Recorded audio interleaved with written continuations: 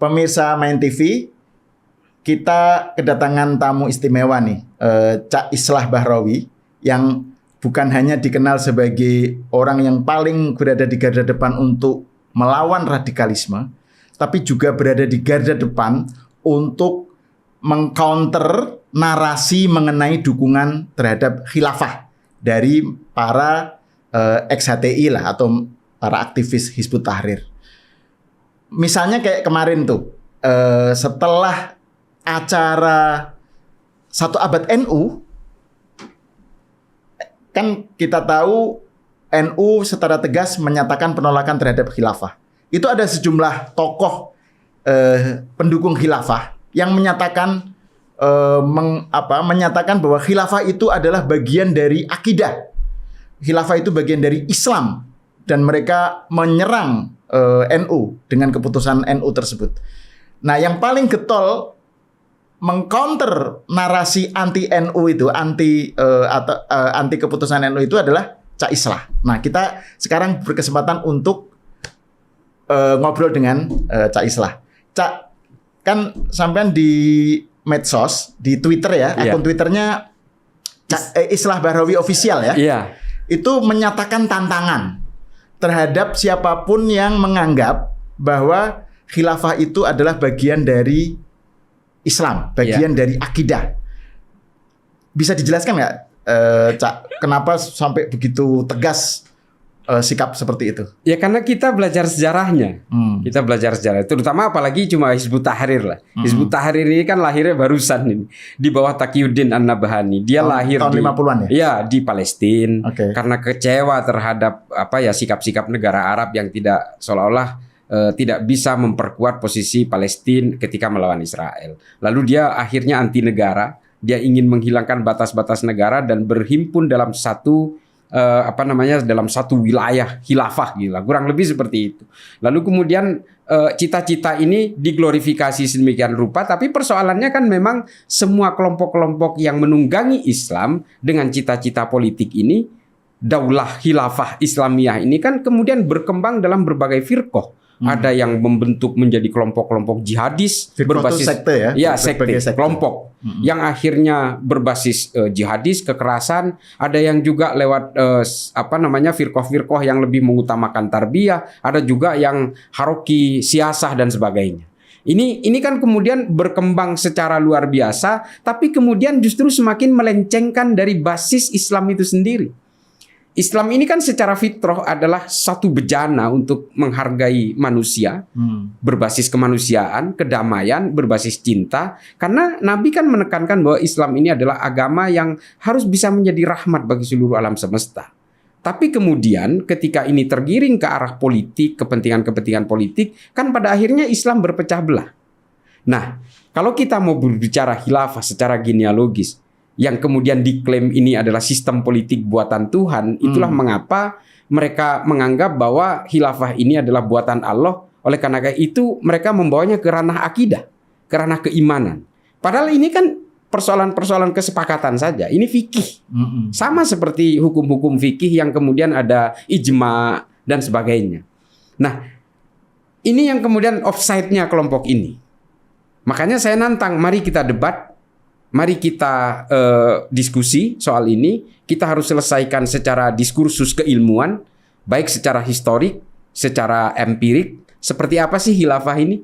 Kita harus berikan penyadaran kepada masyarakat. Jangan kemudian masyarakat dijejali seolah-olah khilafah ini adalah gemilang, coming from the sky, gitu ya. Datang dari langit. Muhammad Al-Fatih menaklukkan Konstantinopel, lalu seolah-olah Islam ini, umat Islam di seluruh dunia menjadi makmur gara-gara itu. Tidak.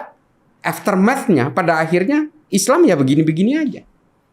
Dan kita harus memberi penyadaran kepada masyarakat bahwa ini bukan buatan Tuhan, ini buatan bangsa Romawi kok.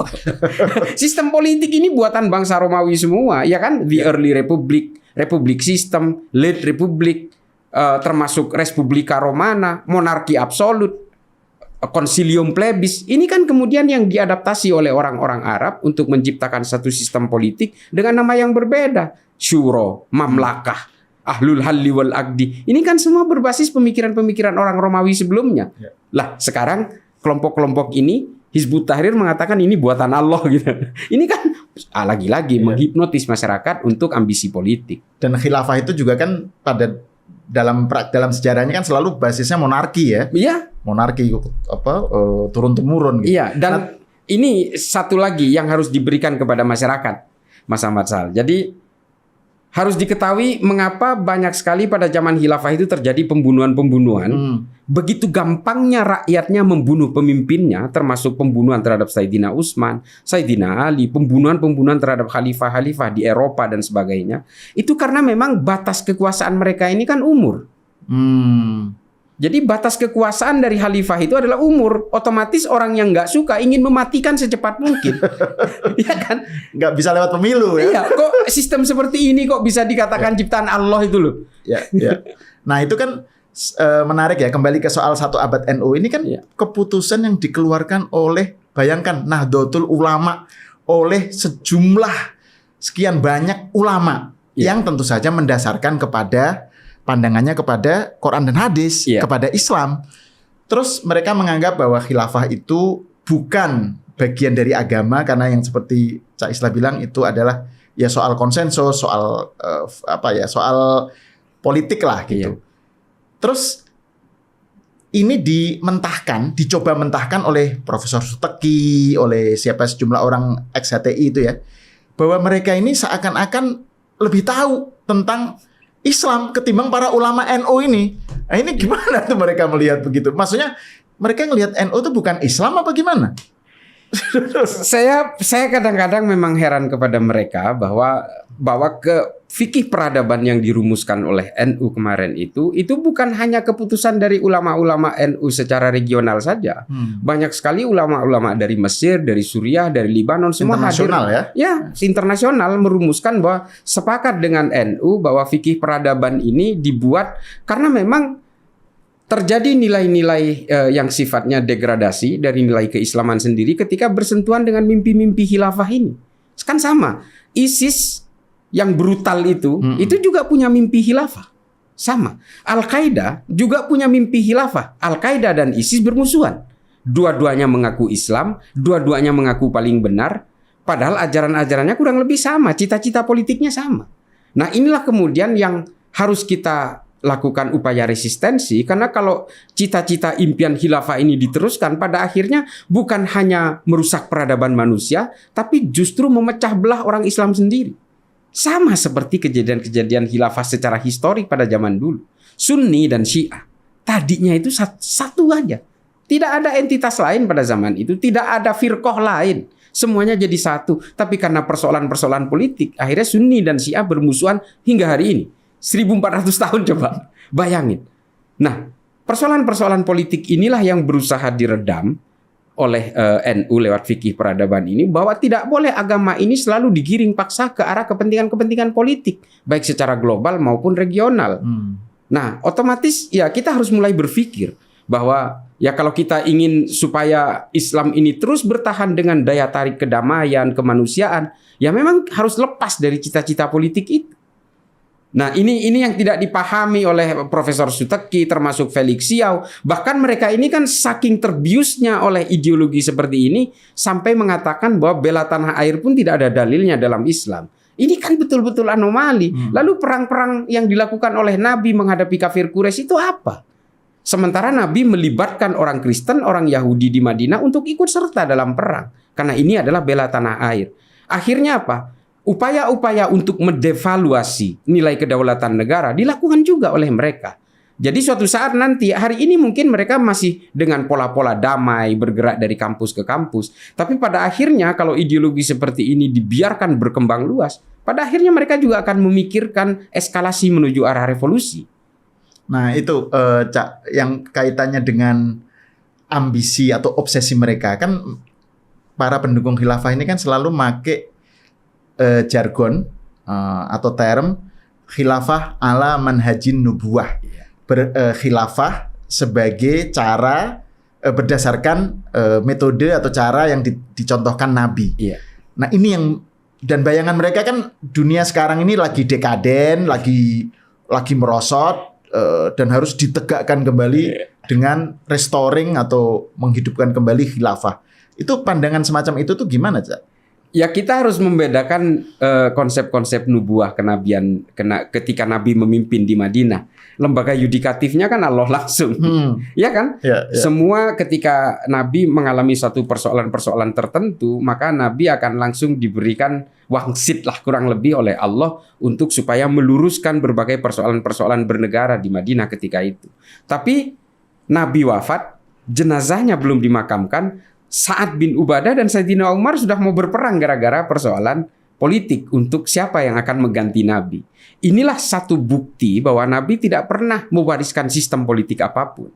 Karena memang konsep berpolitiknya Nabi ketika menguasai di Madinah dan kembali ke manusia biasa yang tidak punya sifat maksum, ini terjadi perbedaan yang sangat mendasar bahwa Allah sudah menyerahkan semua ini selesai di masa Nabi. Dan seterusnya adalah orang-orang yang harus mengikuti Nabi. Persoalannya kita kembali ke manusia biasa. Itulah mengapa terjadi banyak konflik di Madinah ketika itu. Nah kalau hari ini 1400 lebih kemudian mengaku ingin mendirikan pemerintahan ala Nabi, sementara yang hanya berjarak 1 minggu dari Nabi pun sudah terjadi konflik. Apalagi hari ini.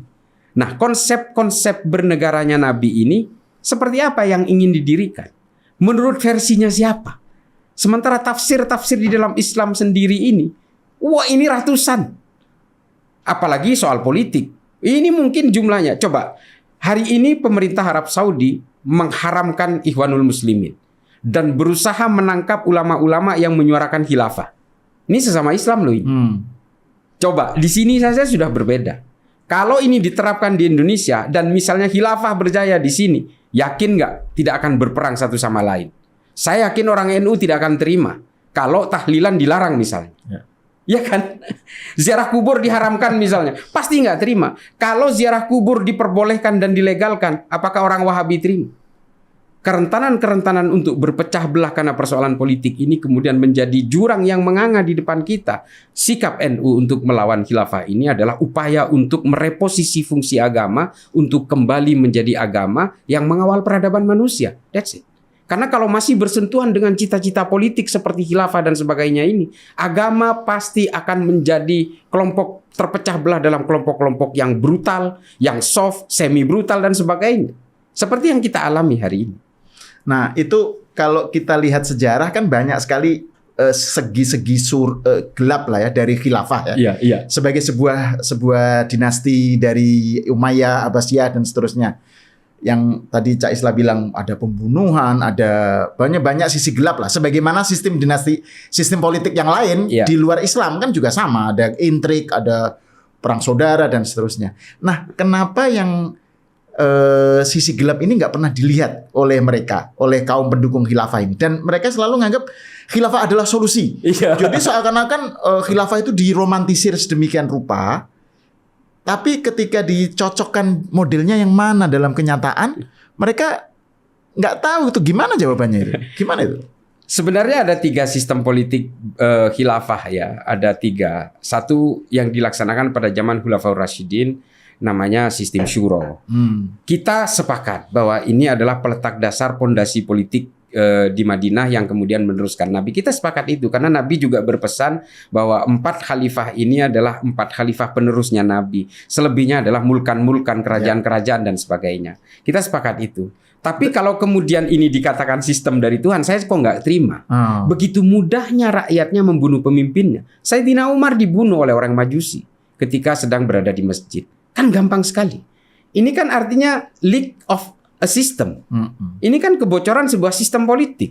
Sayyidina Utsman juga dipersekusi, dikepung 30 hari 30 malam hanya untuk dibunuh dan tidak ada keterlibatan siapapun untuk menghalangi kecuali Sayyidina Ali dan Sayyidina Hasan, Sayyidina Husain yang menjaga pintu depannya. Tapi kemudian para eksekutor yang membunuh Sayyidina Utsman ini lolos dari pintu belakang. Kemudian ada Sayyidina Ali di situ yang dipersekusi, dibunuh sedemikian kejamnya oleh kelompok Khawarij. Ini kan sebegitu rentannya sistem politik ini. Makanya kemudian kalau kita mengacu, oke, ini sistem syuro. Setelah itu berganti kepada sistem dinasti. Sebentar, sistem syuro juga kan nggak satu model kan? Banyak sekali. Khalifah Abu Bakar dengan Umar beda, Umar dengan Utsman beda. Iya, dan Sa'ad bin Ubadah juga akhirnya dibunuh di Syam.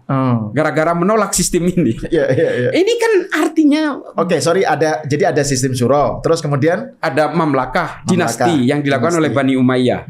Dari Muawiyah ke anaknya Yazid bin Muawiyah, lalu ke Walid bin Yazid dan sebagainya. Ini turun-temurun. Inilah kemudian yang terjadi gejolak luar biasa karena dianggap melanggar pakem dari sistemnya Khulafaur Rasyidin. Karena menyerahkan ke anak, cucu dan sebagainya. Dan ini disebut khilafah juga kan? Disebut khilafah juga. Khalifah Muawiyah, Khalifah Amirul Mukminin juga. Ya. Nah, lalu terjadi perang yang luar biasa di Sungai Zab di Irak. Kelompok Bani Hashim tidak terima kalau kelompok dari Bani Muawiyah ini berkuasa. Perang terjadi. Sesama orang Islam nih saling bantai. Lalu berkuasalah Bani Abbasiyah, dalam hal ini Bani Hashim. As-Soffah mempersekusi, khalifah pertama dari Bani Abbasiyah adalah As-Soffah, mempersekusi orang-orang keturunan Bani Muawiyah. Lalu kabur kemana-mana sampai ke Eropa. Nanti mereka akan menguasai Eropa sekian abad. Nah, ini kan nggak pernah ditampilkan. Yang ditampilkan itu Muhammad Al-Fatih menaklukkan Konstantinopel karena Konstantinopel dikuasai orang Kristen Romawi. Kekaisaran Bizantium. Ini selalu diglorifikasi habis-habisan. Tapi setelah itu apa yang terjadi coba? Apa yang disisakan? Nggak ada. Khilafah Islam, politik Islam di Andalusia berkuasa kurang lebih 600 tahun. Apa yang disisakan hari ini? Tidak menyisakan orang Islam satu genetik pun. Kalau ada orang Islam di Eropa hari ini itu imigran atau pengungsi. Dan itu pun pasca Perang Dunia Kedua kan? Iya. Artinya ya tidak ada yang tersisa secara genetik, secara fam gitu. Yang disisakan hanya masjid-masjid yang kemudian menjadi gereja. Nah ini juga sebenarnya kembali ke soal tadi ya, jargon khilafah adalah solusi itu. Jadi kalau mereka mengkritik demokrasi, melihat demokrasi, sistem-sistem yang lain, itu selalu yang dilihat itu segi buruknya. Iya. Tetapi kalau khilafah yang mereka lihat itu contohnya tuh yang ideal yang mereka bayangkan sendiri. Nggak ada contohnya di dalam kenyataan. Karena kenyataannya seperti yang tadi Cak Islah bilang, justru bloodshed, gitu kan, pertumpahan darah isinya gitu. Betul. Jadi itu maksud saya ini sebenarnya apa sih yang mereka ingin ciptakan gitu? Apakah ini sindrom dari mereka merasa rendah diri sebagai Muslim dan pengen membangkitkan kejayaan Islam atau apa itu? Jadi imajinasinya tuh apa, Cak? Kenapa ada obsesi khilafah gitu? Ya karena mereka hanya ingin mengembalikan. Jadi kelompok-kelompok seperti ini memang selalu menggunakan masa lalu sebagai referensi ideal. Selalu begitu. Ini kan sebenarnya diglorifikasi oleh kelompok-kelompok dari Hizbut Tahrir, terutama Abu Rustoh yang sangat getol untuk menyuarakan ini di berbagai negara Arab sampai ke Eropa, sampai ke Australia dan sebagainya. Nah, ini dan markasnya di London ya. Dan markasnya di London. Aktivisnya juga semua rata-rata sampai sekarang di London. Sampai sekarang Hizbut Tahrir. Ikhwanul Muslimin juga di sana. Iya.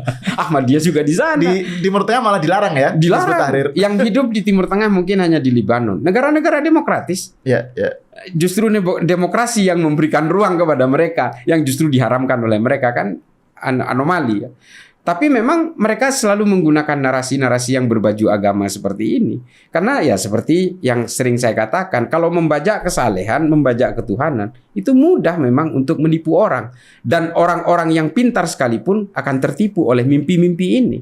Termasuk juga apalagi orang yang bodoh. Karena kalau kita pahami ya, ada beberapa teori tentang ideologi.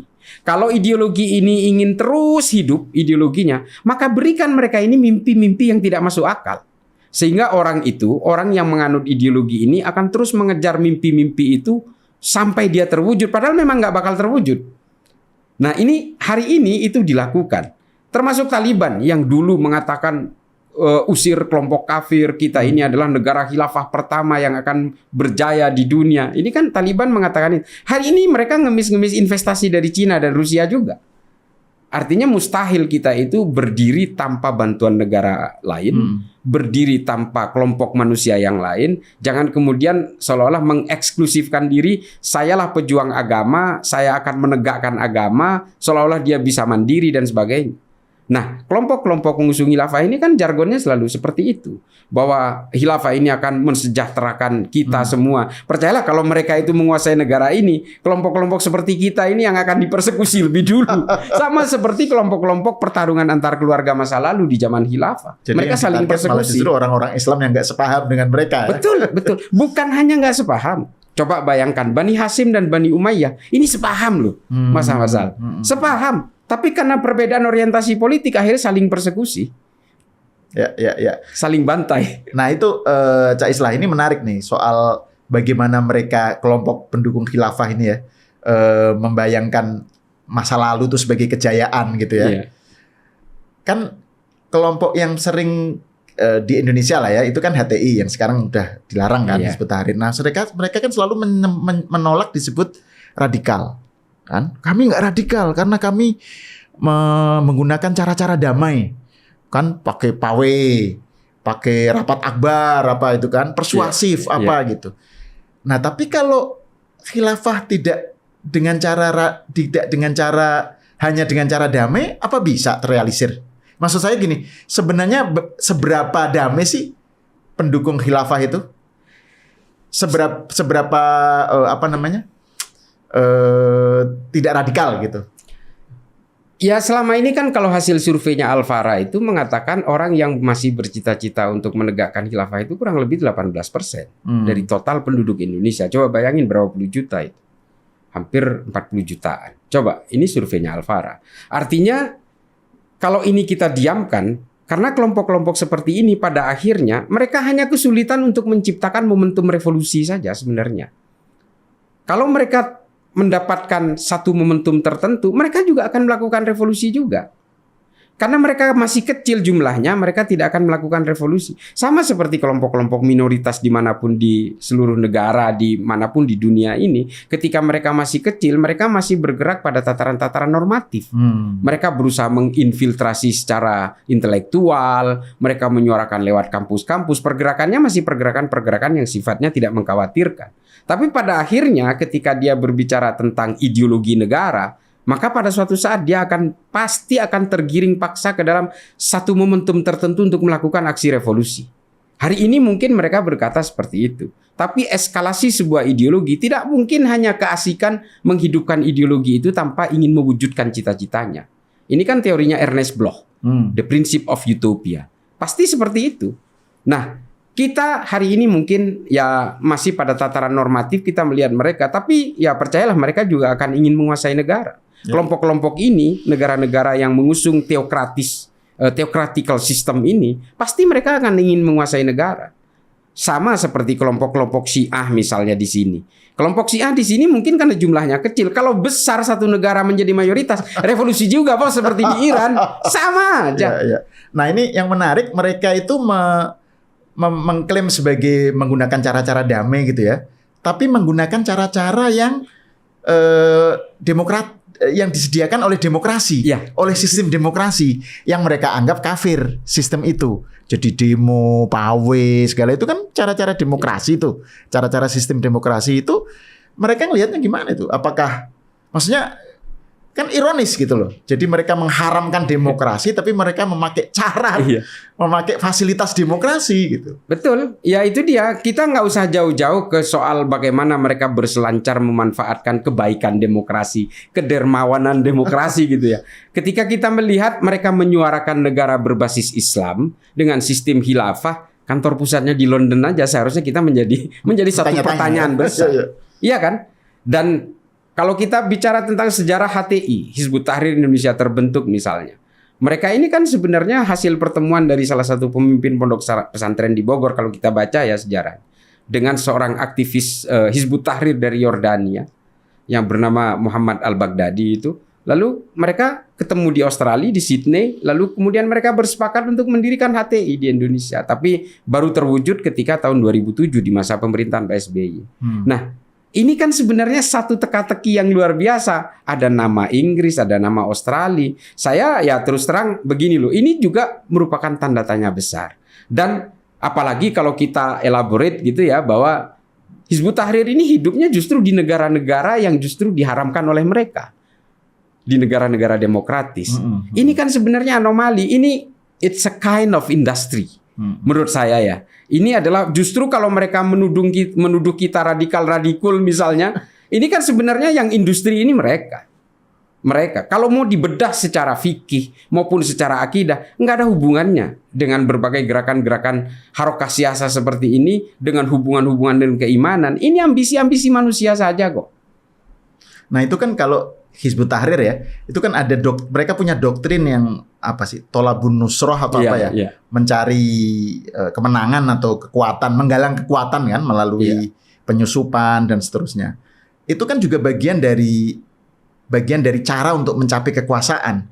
Poin saya gini, Cak, kan mereka pengen khilafah nih. Mereka nggak mau pemilu karena pemilu haram, kan, bagian dari demokrasi. Terus pakai cara apa? Kan harus melalui perebutan kekuasaan. Revolusi. Nah, revolusi artinya kan berarti tidak damai. Artinya jargon atau klaim damai itu memang yang seperti Cak Islah bilang itu hanya kedok saja, kamuflase saja karena kecil gitu kan. Jadi ketika mereka saatnya mengambil kekuasaan kan mereka memakai cara-cara kudeta apa, dan itu mungkin Cak Islah bisa cerita bagaimana Hizbut Tahrir di negara-negara lain, Cak. Gimana? Pada tahap desperate, pada tahap ketika mereka ini sudah mulai hopeless untuk memperjuangkan itu, tapi momentumnya juga tidak dapat. Pada akhirnya mereka akan bergabung dengan kelompok-kelompok jihadis. Satu contoh banyak kejadian ini di Turki misalnya. Jadi ada beberapa kelompok jihadis yang kemudian bergabung ke ISIS atau Al-Qaeda itu memang awalnya being radicalized oleh Hizbut Tahrir. Itu banyak datanya. Kelompok-kelompok FTF yang FTF itu Foreign Terrorist Fighter.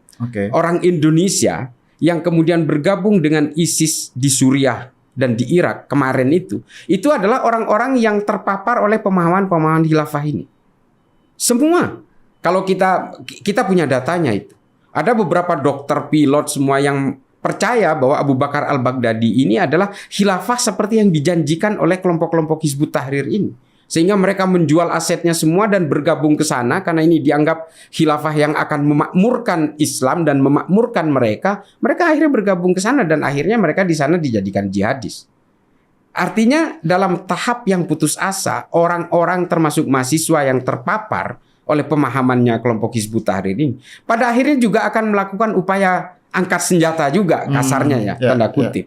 Karena tidak mungkin mereka akan memperjuangkan ini hanya sedemikian ini flatliner seperti ini gitu ya. Pada akhirnya mereka akan punya pemikiran-pemikiran yang harus bergerak kepada marhalah-marhalah secara periodik mewujudkan revolusi. Stages ya, tingkatan-tingkatan ya. Pasti mereka akan menuju ke arah sana.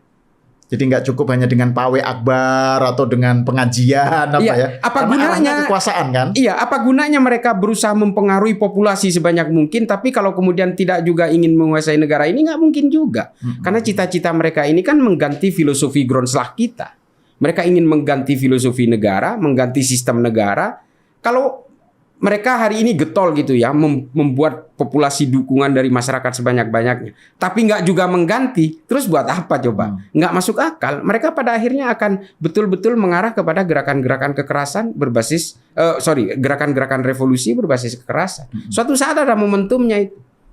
Jadi udah tepat ya keputusan membekukan keputusan fikih peradaban NU juga menurut saya sudah tepat. Nah ini terakhir Cak Islah tentang fikih peradaban NU. Kan Cak Islah menyatakan bahwa ini harus didukung dan disebarluaskan kan. Ini kan NU menolak khilafah, berarti NU menolak politisasi Islam kan. Islam jangan dijadikan sebagai kendaraan politik. Islam menjadi bagian dari rahmatan lil alamin. Nah itu yang bayangan Cak Islah tentang masa depan umat Islam itu jadinya seperti apa? Yang kalau memang nggak ada politiknya, terus bagaimana? Masa depannya seperti apa dengan fikih peradaban ini? Ya, ini saya sepakat sekali dengan dari PBNU ya untuk bisa mengeluarkan resolusi fikih peradaban ini. Artinya kita kemudian harus bisa mengembalikan Islam ini sebagai kontributor utama dalam peradaban manusia. Dengan apa? Dengan ilmu pengetahuan. Tidak ada lagi. Kita pernah punya sejarah yang gemilang dari sisi ilmu pengetahuan yang kemudian menjadi kontribusi bagi peradaban manusia hari ini. Pemikiran-pemikiran gemilang dari Ibnu Sina, Al-Khawarizmi, Al-Biruni, Al-Kindi, Imam Ghazali, Ibnu Rushd, Rumi, Tabrizi, dan semuanya berkontribusi untuk berbagai pemikiran-pemikiran filsafat dan menjadi embrio dari perkembangan teknologi hari ini di seluruh dunia. Dan kalau kita berbicara tentang teorinya Arnold Toynbee misalnya, orang Eropa itu maju karena dia itu belajar dari kemajuan orang Arab. Orang Arab itu maju karena belajar dari kemajuan orang Romawi. Orang Romawi juga maju karena belajar dari kemajuannya orang Yunani. Ini kan estafet-estafet yang luar biasa. Nah, Islam harus dikembalikan ke posisi ketika Islam menjadi rujukan dari sisi ilmu pengetahuan. Karena kalau Islam terus bermimpi dengan berbagai impian-impian politik, pada akhirnya akan berkenalan dengan kekerasan, kebencian, caci maki, dan Islam betul-betul kehilangan marwahnya sebagai bejana untuk menciptakan kemanusiaan dan kedamaian. Jangan salah, Islam itu adalah agama yang terakhir yang menjadi panutan, seharusnya menjadi panutan dari seluruh umat manusia di dunia hari ini. Tapi kalau kemudian Islam ini selalu diseret paksa dengan kepentingan-kepentingan politik, maka yang terjadi adalah hasutan demi hasutan, caci maki, kebencian, bahkan pada level pedas terakhir ingin membinasakan orang lain yang berbeda. Ini tidak boleh terjadi lagi. Dan kita harus betul-betul membawa Islam ini sebagai kontributor utama dalam ilmu pengetahuan. Kita kan kadang-kadang miris ini, Mas Marsal. Kita miris, kita masih berdebat soal fikih-fikih recehan yang nggak jelas, yang coba bayangin ya, saya kadang-kadang miris. Setiap akhir tahun kita ribut dengan cemara yang punya agama gitu. Terus topi Santa Claus dan sebagainya. Nanti Imlek kita ribut soal peringatan Imlek. Ini Valentine Day kita ribut lagi. Terus begitu tradisi kita itu berdebat soal ini dari tahun ke tahun. Elon Musk yang tidak kita tahu-tahu udah mulai mau membangun peradaban di Mars coba. Hingga akhirnya kita itu betul-betul hanya menjadi consumer, bukan producer lagi.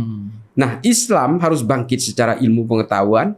Coba bayangin sekarang ini, kita hanya terkagum-kagum dengan mobil listrik, kita terkagum-kagum dengan perkembangan teknologi yang ditelorkan oleh orang lain. Dan kita betul-betul masih sibuk di counter-counter recehan, tukar tambah soal harga HP. Ya. Sementara iPhone, Samsung, dan Huawei udah memikirkan tentang 5G, 6G, 7G, dan sebagainya. Nah, itu karena energi Islam tidak diarahkan kepada peradaban ya. Betul. Tapi kepada politik. Politik. Padahal politik inilah yang memundurkan peradaban Islam. Dari dulu. Politik setelah kenabian, setelah after the prophet era, pada akhirnya kan memundurkan Islam, meskipun Islam sempat berkembang lewat ilmu pengetahuan, tapi kemudian semua itu gugur paksa karena persoalan-persoalan ekspansi politik. Dan selesai semua hingga hari ini.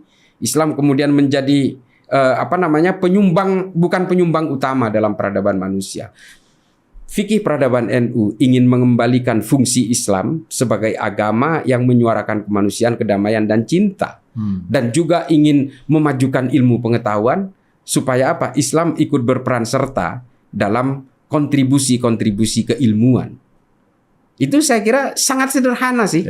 Dan kalau kemudian ular bludak ini keluar menentang fikih peradaban NU karena mereka masih bermimpi bahwa Islam hanya bisa dijayakan lewat politik. Ini salah ini. Lewat sistem monarki bernama khilafah. Iya, karena dan Islam tidak pernah punya sejarah politik yang gemilang kecuali zaman Nabi. Kita tidak berbicara tentang ketika prophet era, kita berbicara after the prophet era. Dan tidak gemilang sama sekali. Bisa sedikit dielaborasi nggak? Tidak gemilangnya itu kenapa? Maksudnya gimana itu? Ya, artinya begini, misalnya kita bicara sejarah. Kekuasaan politik Islam yang berkuasa berabad-abad di Andalusia, di Eropa, mulai dari semenanjung Iberia sampai ke Toulouse di Prancis, itu justru dibangun dengan membunuh 20 juta orang Eropa. Ini kan buat saya nggak bangga. Membantai orang untuk suatu glorifikasi, buat saya nggak bangga. Ini justru menyalahi konsep-konsep Islam sebagai agama cinta. Ini bukan agama rahmat. Tapi karena politik, akhirnya semua itu seolah-olah termakfukan. Gitu. Dimaklumi. Ini nggak boleh terjadi lagi. Dan kita lihat di Indonesia hari ini, orang saling mengkafirkan satu sama lain, padahal agamanya sama, sesama Islam, tafsirnya sama. Bahkan sesama NU, itu bisa saling mengkafirkan hanya karena perbedaan orientasi politik. Ini loh bahayanya politik. Nah, ini tidak boleh terjadi lagi. Kita tinggalkan jubah-jubah politik itu semua. Silahkan orang Islam berpolitik untuk mengawal ruang politik supaya tidak keluar dari konstitusi syariah. Tapi jangan tunggangi Islam sebagai alat untuk menggelembung kekuatan elektoral. Karena kita ini kan manusia biasa. Nah, itu kalau saya pandangannya seperti itu. Dan tidak ada sejak khilafah tumbang, khilafah Utsmani terakhir 1924 terakhir itu tumbang. Khilafahnya sendiri tidak pernah bisa menyelamatkan khilafah sendiri. Coba. Ya kan? Khilafah tidak bisa menyelamatkan khilafahnya sendiri. Terus ini dibilang hari ini solusi semua kehidupan manusia. Nggak bisa dia menyelamatkan dirinya sendiri. Nggak bisa kok. Dan putus di tangan seorang biasa, Kemal Atatürk, bukan nabi, bukan siapa. Kok kayak kata, ini kan anomali ya. Kalau dikatakan khilafah itu buatan Allah, seolah-olah Allah itu dikalahkan oleh Kemal Atatürk. Nggak bisa, ini nggak logis sama sekali. Ini tolong kepada para pengusung Hizbut Tahrir Indonesia, ya aktivis-aktivis, marilah kita diskusi. Nggak apa-apa sampai ini tuntas. Berikan penyadaran kepada masyarakat, jangan mau dibodoh-bodohi oleh orang yang punya impian-impian politik mengatasnamakan agama. Oke, ini kalau berbicara dengan Islah Bahrawi ini kita bisa lama loh, karena pembicaraannya tuh merentang dari sejarah, ya sejarah Islam. Terus kemudian pemikiran, filsafat, terus kemudian konteks Indonesia. Ini orang yang kaya banget dengan pengalaman. Kita akan membahas hal-hal itu lain kali ya, Cak Islah. Tapi sekarang kita cukupkan sampai di sini. Terima kasih Cak Islah atas tausiahnya. Bukan, saya santri. Atas diskusinya, atas bahsul masail. Kalau di NU kan namanya bahsul masail ya, membahas masalah. Ya, bahsul masailnya recehan lah. Oke, assalamualaikum warahmatullahi wabarakatuh. Waalaikumsalam.